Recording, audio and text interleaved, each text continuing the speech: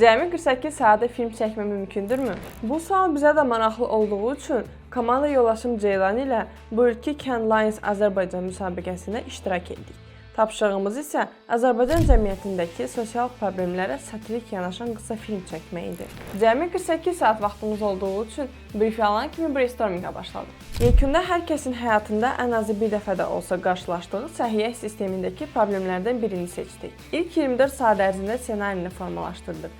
Ardınca isə çəkiliş məkanını tapdıq. Ssenarini yazanda gözümüzdə canlandırdığımız səhnələri real həyatda yaratmaq nə qədər çətin olsa da yekunda alındıra bildik. Bu mənim Cannes Lions müsabiqəsində ikinci iştirakım idi. Keçən ilki təcrübə ilə bu dəfə artıq nəyi necə etməyə daha yaxşı bilirdik.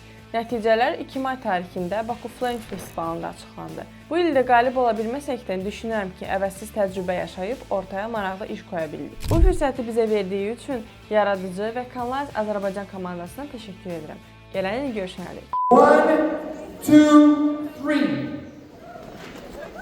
I wish you could see it from stage. It was terrible.